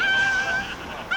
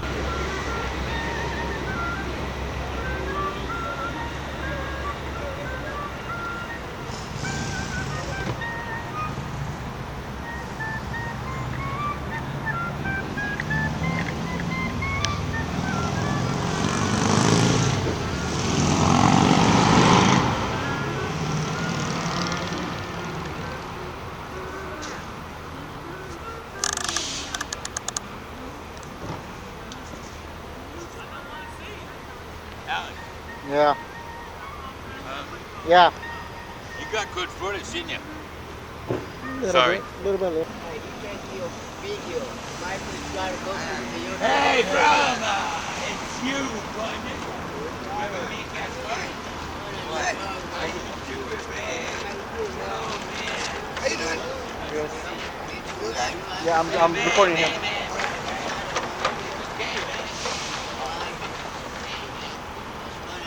Do it.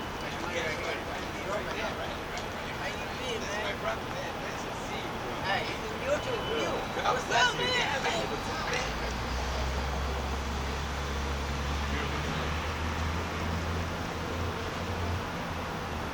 Thomas? What's up? Oh. I am Thomas. You're Thomas too, with California. I know.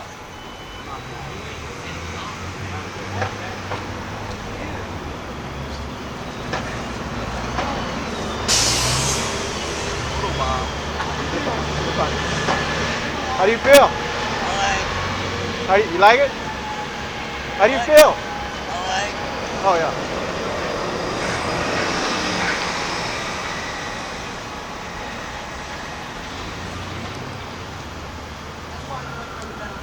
Thank you.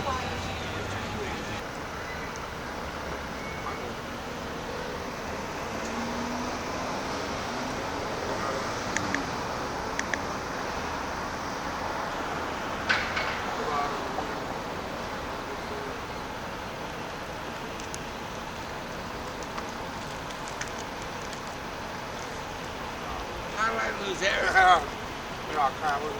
Did I just lose Eric again? You gotta find him. Huh?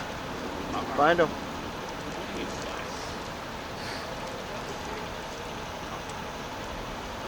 He couldn't have gone missing. Do you realize that above my What's your head? name? Nice to meet you.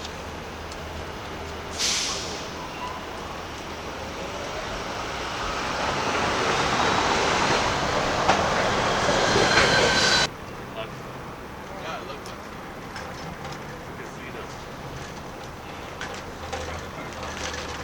Mine can camera? Yeah. Yeah. Man, he having a ball over there. He having a ball over there. Yeah. How about this?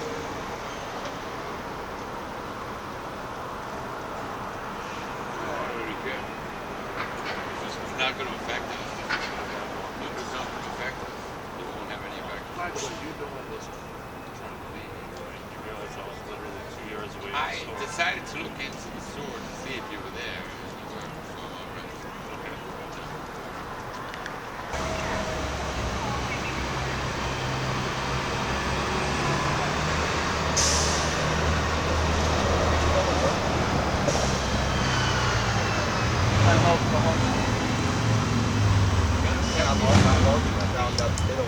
Third Avenue, Third and James.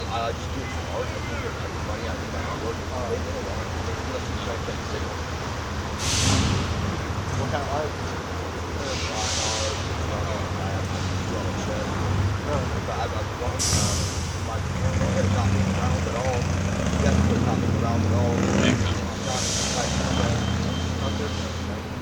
No, it's John.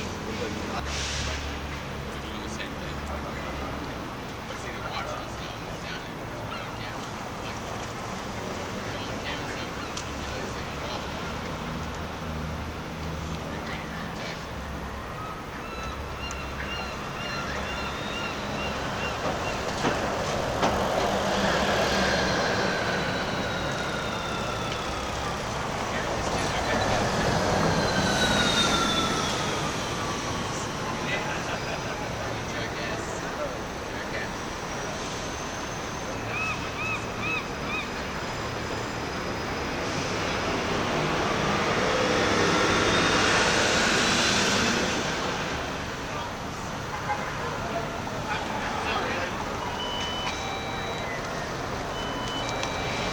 That's good stuff, Alex.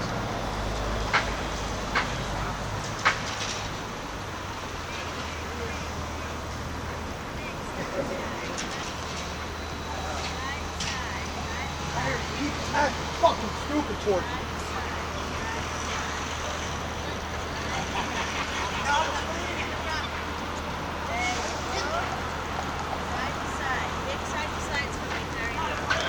Ma'am, can I get a couple questions? Nope. Okay. Big side to side for me. Oh, good, Lefty.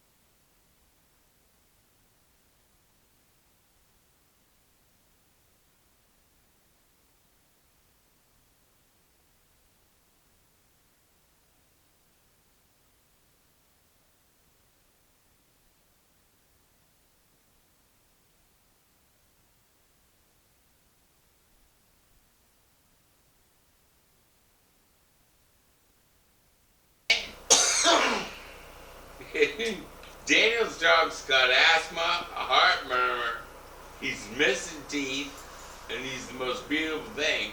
And Cash Money is a hood nigga from 20. Ronald Joseph Larinaga and Dottie Dorothea. Where are they at? Easterbrook. Where are yours? Where's your father at? Orlando State Penitentiary. Why is your father in jail? Sexual, physical, mental abuse. Of how many children? 16. Were you one of those children? Hold on, Keith. You're overpowering his voice.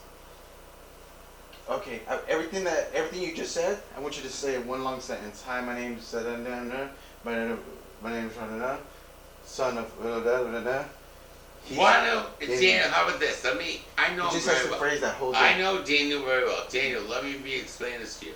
It Was so ugly. He was so ugly. You were so ugly. He was so ugly. What a beautiful boy. Ugly. So, Alex, Daniel said to me, you know when I got him home from the pound?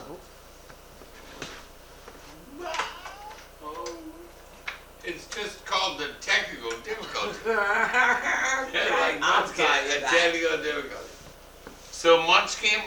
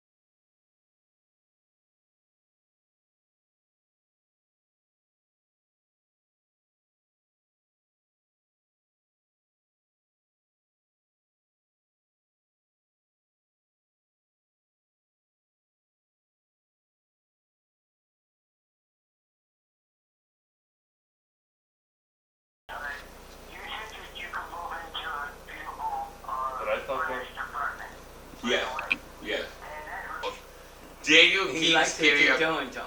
Daniel He keeps. likes to tiptoe into him. Right, I know, all He right. likes it. We're explaining, right. Yeah. You know, he wanted to be in the camera. He knows. Yeah, he wants to be dancing. Dancing. He's a beautiful boy, man. Dancing, loving. We love that little kid. How do people? What was that question you answered? How they buy drugs? How do they buy drugs in these DEA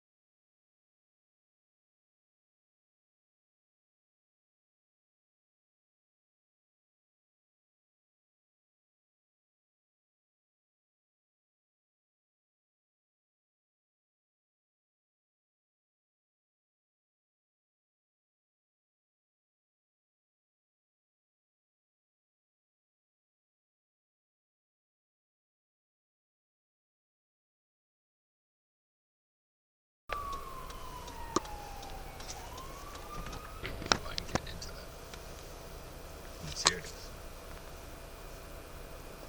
Lucas was bad, man. Lucas had a bit of a lip. Been there more than a few times. Oh, this one you're talking about? Yeah, Recovery Cafe. This is a cafe? What is this? Yeah.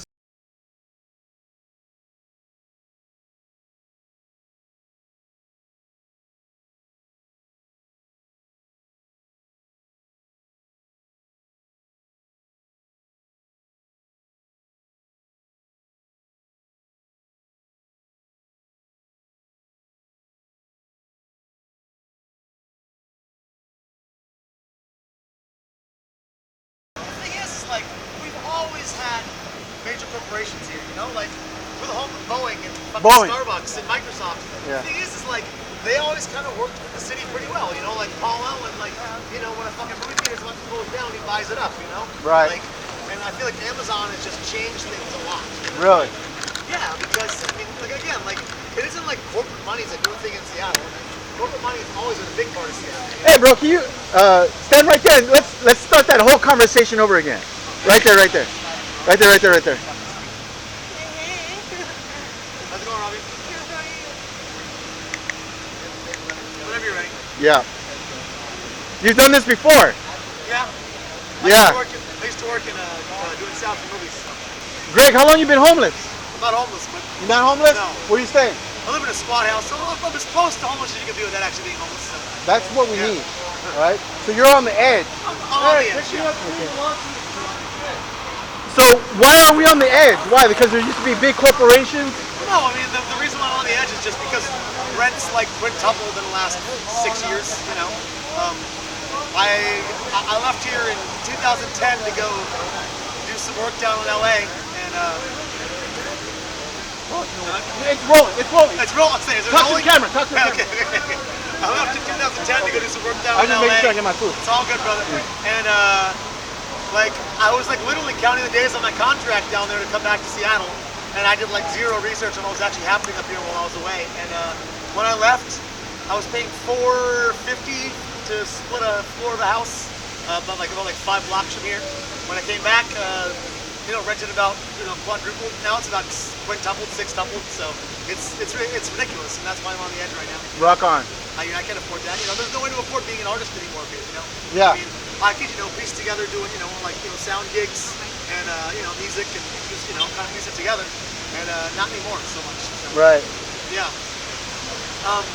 So you're out here making people happy now. I'm trying. I'm out here making myself happy at the very least. All right, Greg Nichols, if you could go back to your spot and do your thing, Yeah. I'll get your whole song.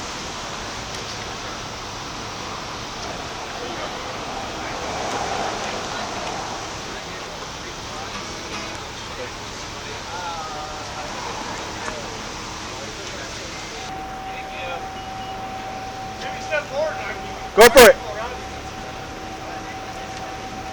3, 2, 1. All right.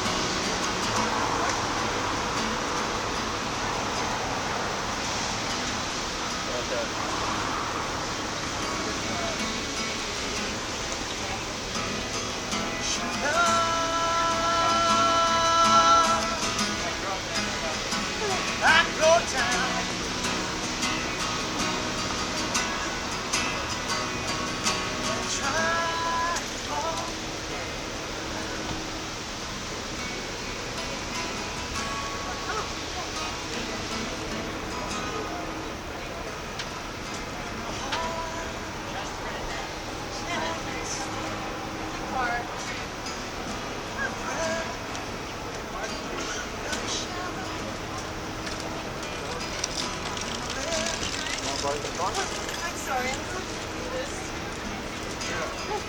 And I'm never let me think about you anymore.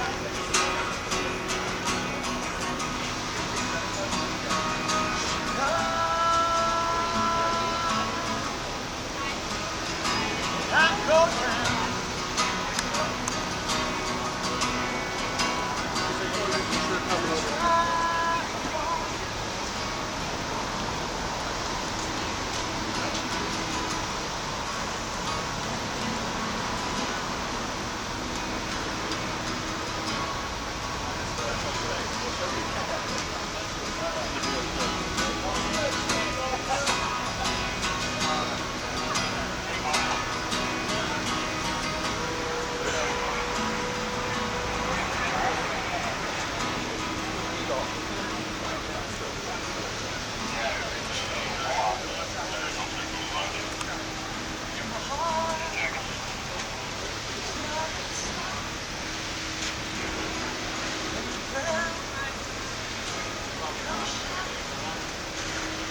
Thank you.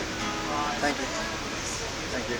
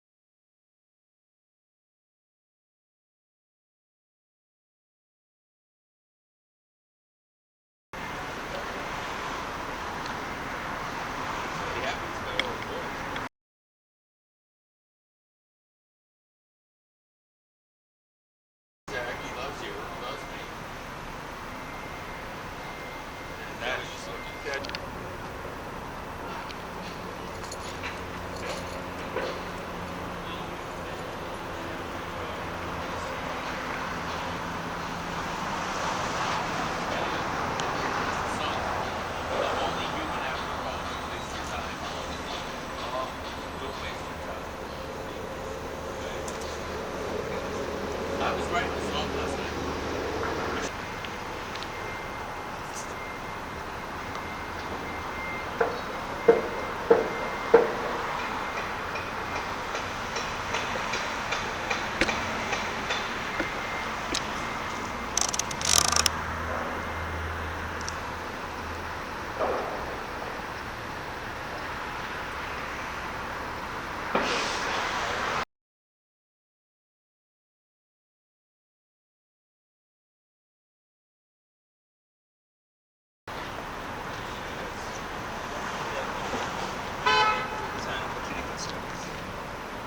was a good idea to get.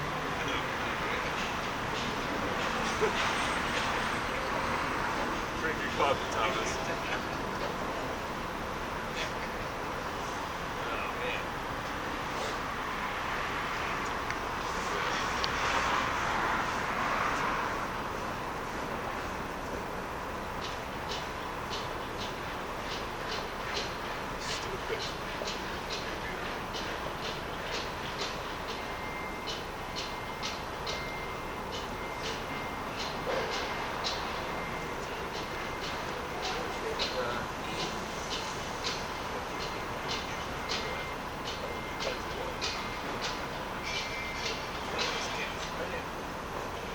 He loves Eric.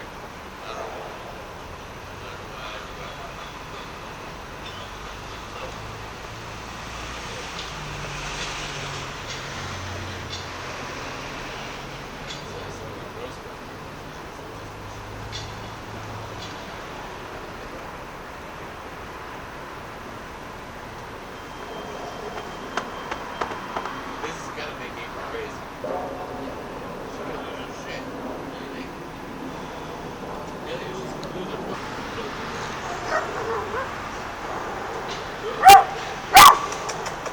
Hold that dog. Oh my God, that's a big dog. Hello. Oh, good morning, morning.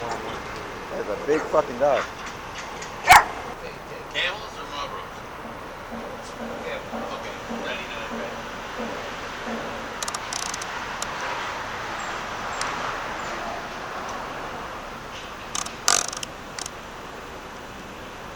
About to go to the weed store.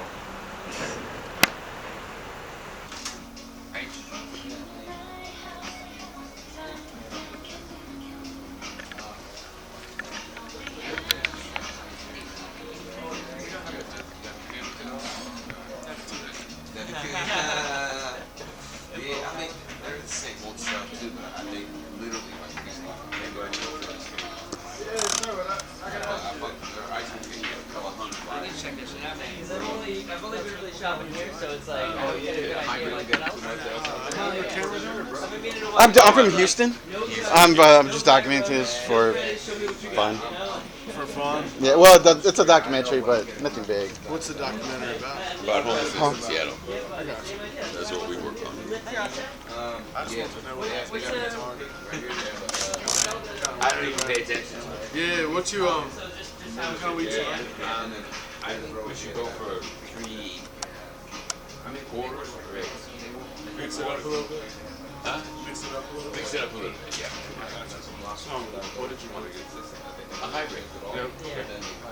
Maybe 3 hybrids. 3 different hybrids. How much? You want to see what we can really do? Yeah, bro. Give me a few minutes. I get you what's fresh. But you guys want people to get In this grade, we get everywhere.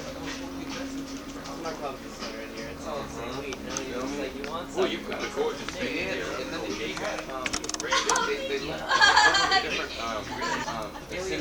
that yeah, they had like What do you animal mask. What you doing, Cash? I had had animal mask too. They She had was a talking cinnamon about how all sorbet. babies look the same at this age, and she had They like had this a little orangutan thing that bro, was that redheaded. cinnamon Oh, sorbet. yeah. He haired on his child. I was thinking, oh god. Only Only about the good thing that was pretty.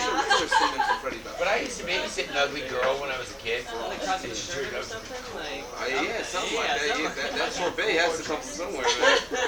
Yeah, she was the ugliest little fat thing. Oh, yeah? Yeah, that's Just a a good love. night right there. I She turned out Sleepy and relaxed. Oh yeah, isn't that hilarious? And then they had they also came out with a pirate cake. Let's catch Yeah, one. which I actually just You guys picked up. have? He loves the girls. He needs all the girls in the world. I just finished my 8th of it, and it was like, this one not as good. Did you get any treats? No. It's like, it just made me like, yeah. Okay. Gotcha. on that list? 206. 371. 206. Martin. 49.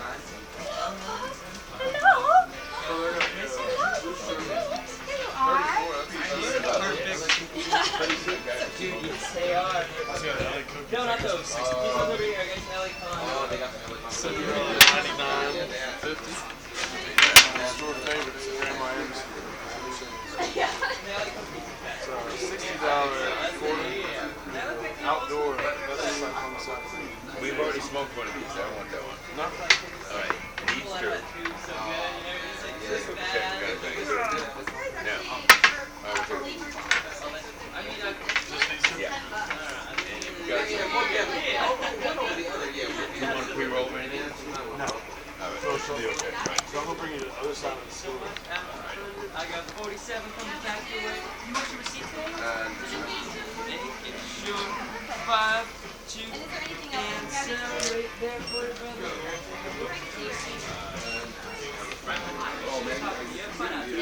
You gotta get some what, bro? Oh, okay, hold on. I'll get you in there. Give me some. Little bit of B-roll.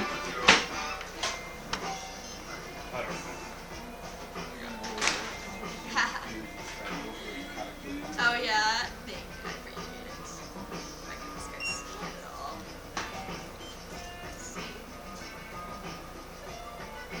Here I come, man. Here I come. You don't have to, don't do that. Just be cool. Just be cool. Cause we're, yeah.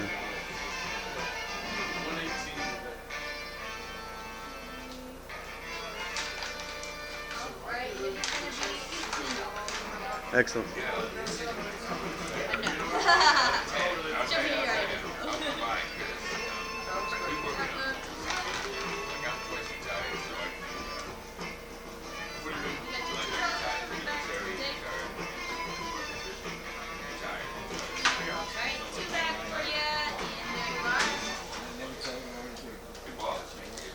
Oh yeah? There you are. You have a great day. Enjoy. You want my information so you can send it to me? I will. I mean, Yeah. next time tell me. Okay. Thank you. Hey, Mike. Next time they come, we'll see cameras and that shit. Give me that.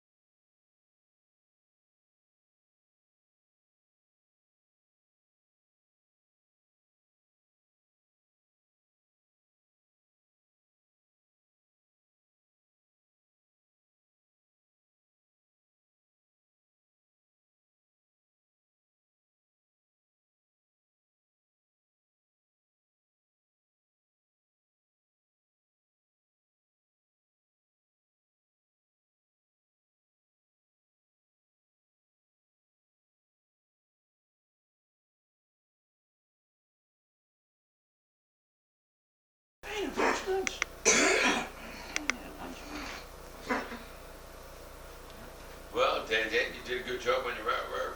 I did. I had a dream about it. I did too. I had a dream about pulling that stuff out. You know, I had a You dream. want to see what I got in there?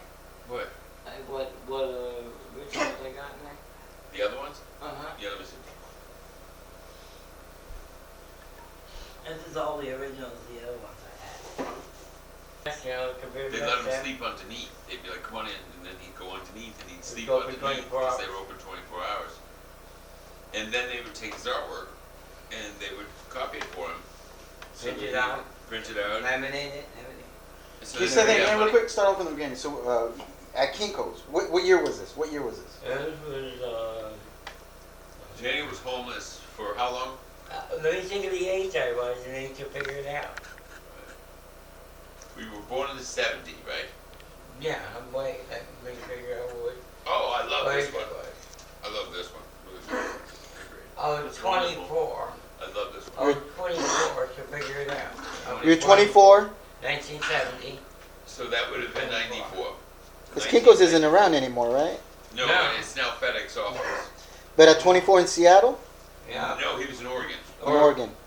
No, he was homeless in Oregon, and they allowed him to sleep under the desk. And then Jack in the Box gave me jumbo jack hamburgers This is for cash. $1.07. This is my I'll dog get Cash it Money's collect up aura. $1.07. That's Cash Money's aura. He Hold it down. Lower. Lower. Right there. Do it again. Say that again. It's Cash Money's aura. Daniel draws auras. So this is my dog's aura. The one in the bathroom. Well, I mean, there's thousands. He's got thousands and thousands of these beautiful creations. And, you know, it's not just what's on the wall.